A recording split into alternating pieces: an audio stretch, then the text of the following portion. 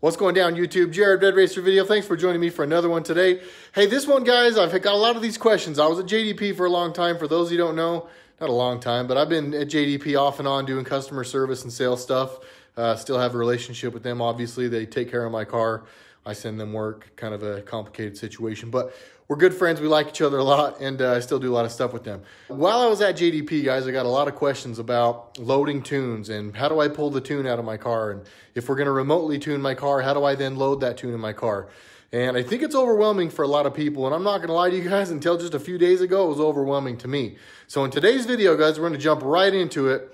What does it take and how hard is it to pull the tune out of your car? How hard is it to load another tune back into the car once you get it back from your tuner? And should you guys be scared of it? So we're going to do that right now.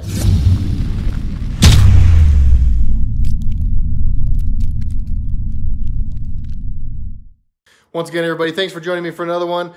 Like I said, we're jumping right into this today. Real quickly, though, I know I haven't been around for a couple weeks, and if you guys have watched the channel for a while, you probably remember last year around Christmas and New Year's, I kind of went dark for a while, too. A big part of my starting this YouTube channel, guys, was me wanting to work on my schedule and wanting to spend time with my family and wanting to be present in my family's life. And every year around that time, as most of you guys probably experience the same, Christmas time's busy, New Year's is busy, so there's just a lot happening. It makes it real hard to do videos. So I kind of just go dark for a little while. That's why I haven't been around. So to those of you who follow the channel religiously and have wondered where I'm at, I apologize, but that's where I've been. Also to you guys, Happy Christmas, Happy Christmas, Happy New Year, Merry Christmas, Happy Hanukkah, Happy Holidays, whatever it is you guys say.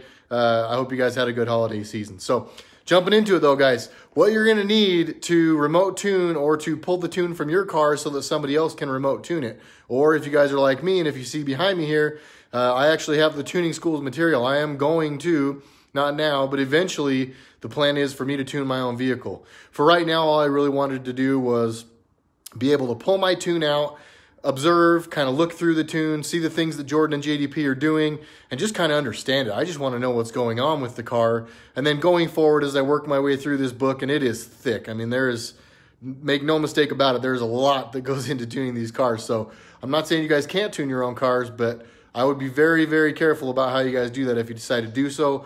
But again, long term, that is the plan, is to understand this material here behind me and be able to tune my own car. So real quick, guys, the things you're going to need are all right here, basically. So I've got them all laid out, and I'll uncover the car here in a second. We'll jump in and I'll show you, walk you through it. But you're going to need the HP Tuner's MPVI2. And that's probably not the only thing you can have. I'll be honest, I'm not super duper smart at tuning because I am new at it. But that's the thing I've selected was the HP Tuner's MPVI2. I think it's MPVI2. It might be MPV1 but pretty sure it's MPVI2. But that's what I'm using, and that's how we did it. That's how I pulled my tune out of my car. So you're going to need that, obviously, and then a computer. Whoops, dropped that on my car. Good thing my cover's on it. And then obviously just a laptop or a tablet or something to that effect. You're probably going to want it to be a fairly smart system, because the program that this runs, I would imagine, is fairly complex, but it probably doesn't have to be like a gaming computer or anything to that effect. Just something that is small-ish. Ideally, I will get something smaller that will fit in my car that I can just leave in the car all the time. But for now, that's what I'm using. So we'll jump in the car, I'll pull the cover off it, we'll get inside, and I'll show you how this all works. As you can see, it is cold here. It's winter. It sucks. The roads look dry, but it's only been like 10 degrees, 7 to 10 degrees. The roads are super salty, as evidenced by my wife's black Traverse that is now white because of all the salt that's on our roads. So it is pretty nasty. I do keep the other car clean because my wife doesn't keep her car clean. Sorry, honey. Yeah, so because of that, the car is always covered. So we're going to pull her out, though, show you guys what the deal, and show you how to pull your tune. So you guys know this is like absolute torture making videos for you guys about this kind of stuff when I can't even drive this thing. Brutal, brutal. All right, y'all, so once you're in the car, not too tricky, okay? I have the N gauge and a wideband air fuel gauge. So I had a little bit of I had another step to make that most of you guys won't, or some of you won't. But we typically have these guys plugged in to my OBD, which you see under here, because that's how we get our information. But we're not going to need that. So anyways, it's really not too bad. You're basically going to plug in, you'll see the power light comes on. So it's actually got power from the OBD2 right now. I've got my cable plugged in here.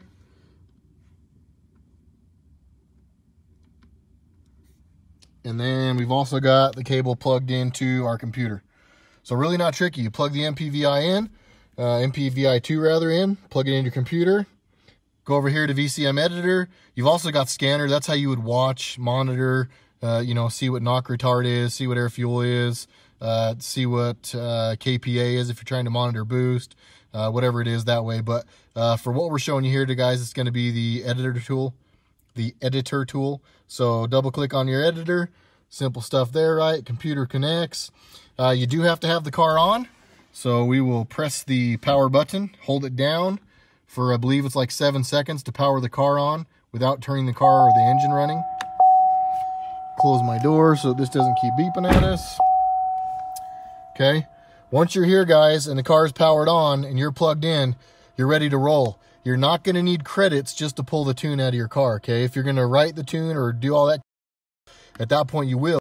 But if you're just, you know, loading tunes and doing things like that, it's not quite as tricky. So anyways, once you're plugged in, guys, super simple, okay? You go over here, go to file, make sure you close any files that might be open. Mine are all closed because I don't have any open. But you basically go right here, read vehicle, and it starts going through some stuff, okay? Right now, it's basically trying to gather information from the car. Oh, sorry, one more click. You've got to click read here.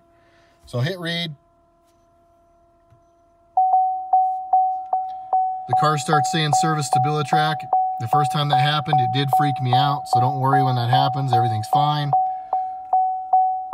Right now, the car is reading. See where it says read down here? One thing that might be tricky, when it gets done, you're going to think it's done, but it's actually got to read each of these things.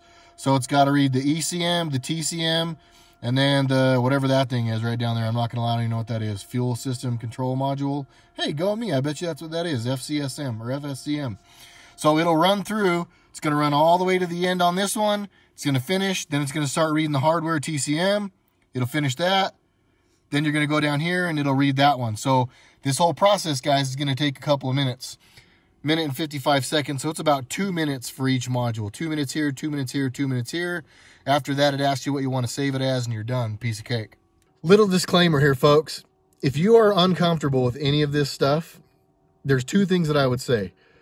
Only you know how internet or computer or tech savvy or whatever the word you want to use is. Only you know how savvy you are at this kind of stuff. You can screw something up doing this. So I don't want to scare anybody out of it, because I think everybody, if they want to know how to do this, or if they want a remote tune, or if, you know, they want to do those kind of things, this is information you'll need to know, and this is something you'll need to learn how to do.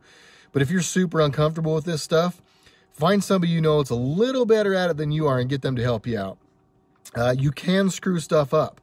You definitely want to make sure your computer is charged, because if your computer dies in the middle of pulling these files out, it can actually, I correct myself. Pulling the file out, it's not as crucial. If your computer died in the middle of pulling the tune, you'd be fine. But if your computer died in the middle of writing your tune, it could go really, really bad. You could actually like lock up the ECM and have some pretty big problems. Based on what I'm reading in my tuning school book, it could go really, really bad. So quick fun fact there, make sure your computer is charged up, and make sure the car's battery has a good charge as well. Because if either one of the battery, your car or the computer, die in the middle of writing these tunes, it's not a good thing. I actually have my car plugged into a battery tender right now, so I'm not worried. I know it's got good charge, and I know it's plugged in, so there's no worries there. But make sure you got a good tune, and make sure you're comfortable enough doing this stuff. I do think you can teach yourself. I do, because I've taught myself, and I'm teaching myself how to tune. But I grew up in the computer age. You know, I've been using computers since I was a little kid. I've had a smartphone since they came out. So, you know, I feel like I'm, you know, not maybe more savvy than most, definitely savvy enough to jump in here and kind of figure this out as I go. So, the computer's beeping again, which means we're probably getting close. So I'll show you this here real quick, and then we'll wrap this thing up. All right, so we've made it through the process. It's pulled the tune out. Now the car's asking me if I want to save it and what I want to save it as, right? I saved it previously as Lola's JDP tune, and then I put the date that I pulled the tune out. So I'm not going to resave this because I've already done that, but if this is where you would go in and type, you know, your car is slow, tune or whatever. Sorry guys, I know your cars aren't slow. But that's it, and then you would save it. But I'm going to cancel because I've already done all this, right? That's what your screen looks like. Shows you that the gathering was done, shows you that your reed is complete, and you're ready to roll, okay? So it's really not too crazy. It's really not too bad at all, right? So real quickly, I'm going to show you this other part. I was going to make this a whole nother video, but I don't really think that it justifies a whole nother video. So show you one more thing here, guys. Once you send your file off to your tuner, or once Jordan sends me my revised tune so that we're not going lean anymore, we would basically go up here to the top. You just click File, then you're going to open. It's going to immediately just go to where it knows you have good tune files. So I'm going to select JDP tune for Lola. Now the tune is open. Now up here on the top, you can see that it says I can write the vehicle. Before that was grayed out. Now it's not grayed out. So all I would do from this point, guys, is double click write tune. And I'm not going to do that because it's the same tune that's already in there. It loads the tune in. Piece of flipping cake. No worries. Okay. Everything's good back to normal. It still says check engine because the car is just on the on position and not running. But that's it. There's really nothing too crazy about this, guys. So there you guys have it. That's really not tricky. And after I pulled the tune out of my car the other day, I was really kind of mad at myself that I waited this long to start fiddling with this. Like I mentioned, I am doing the tuning schools course. I did buy all their material, and I am going to teach myself to tune. It's long term. Again, I don't plan on tuning my car very soon.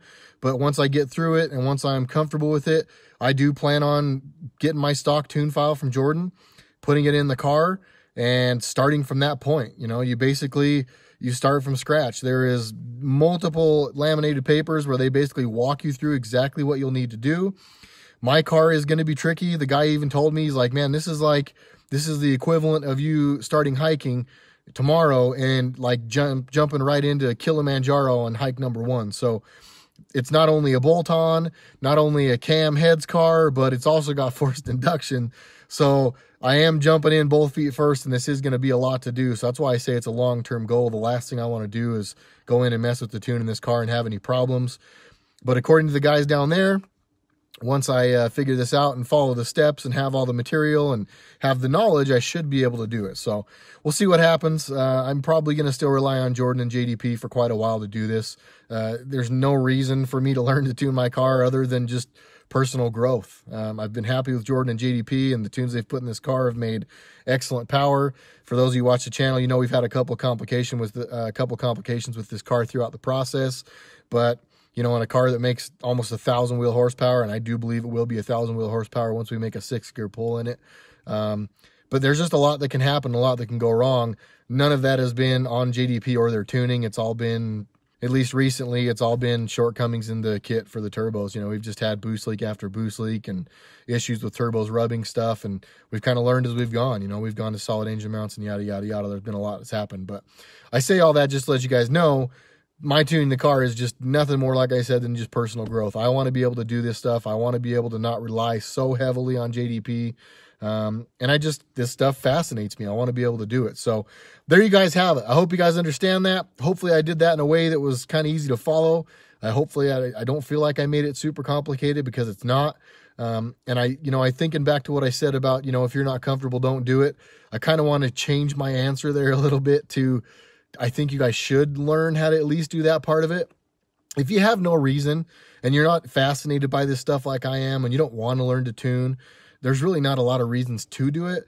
But for the ability to have somebody remotely tune your vehicle, or like Jordan's going to send me this tune and I'm going to plug it in, go drive the car, data log the car, and I will make another video about data logging, because that video will be a little bit longer and I don't want this one to get horribly long. But once he gives me the tune file, I'll plug that tune file in, I'll go drive, I'll data log, I'll pull that log out, I'll send it back to Jordan, he'll evaluate it, make a couple more changes probably, or maybe he won't need to, but he'll make a couple changes if he needs to, he'll send it back to me, I'll plug it in like I showed you guys, I'll open up the file, I'll hit write, it'll plug it in, and we'll be ready to go. So it is nice to have that ability, and that's why a lot of these guys are going to want to be able to do this. But for a lot of you guys out there, you may or may not even need to deal with this stuff. So if you guys are thinking, man, do I need to do this? Is this something I should be doing? Not necessarily. I'm doing it because I want to. I'm doing it because, like I said, I want to get better at this stuff, and I've got time. I mean, that's the one thing I have in my life now that I just do YouTube, and I drive for Uber and Lyft to keep the money coming in the meantime until this YouTube thing takes off. Wink, wink. But I have some time. So in that time, I'm doing some personal betterment, and that's how I'm doing it. So once again, guys, I hope that video was helpful. I hope you guys understand now how you can pull tunes out and how you can write tunes, or load tunes in. And like I said, keep your eye out for my data logging video, because I will make one of those here in the next little while when I get a new tune from Jordan that I'm going to plug in and then data log. In the meantime, if there's anything you guys want to see down below in the comments, let me know what you guys want to see next. We do have lots and lots of product videos. I've said this before and I'll say it again. This car has got pages and pages of parts on it, and I intend to showcase each and every one of those parts, kind of explain how they work, how they provide more power, reliability, whatever their purpose is. I'm going to showcase all that stuff. So there's lots of stuff coming. Be sure you guys stay tuned. Be sure you hit the like button before you leave. Make sure you tell your friends, subscribe if you have not already, and I will see you guys in the next Red Racer video. Thanks so much, guys.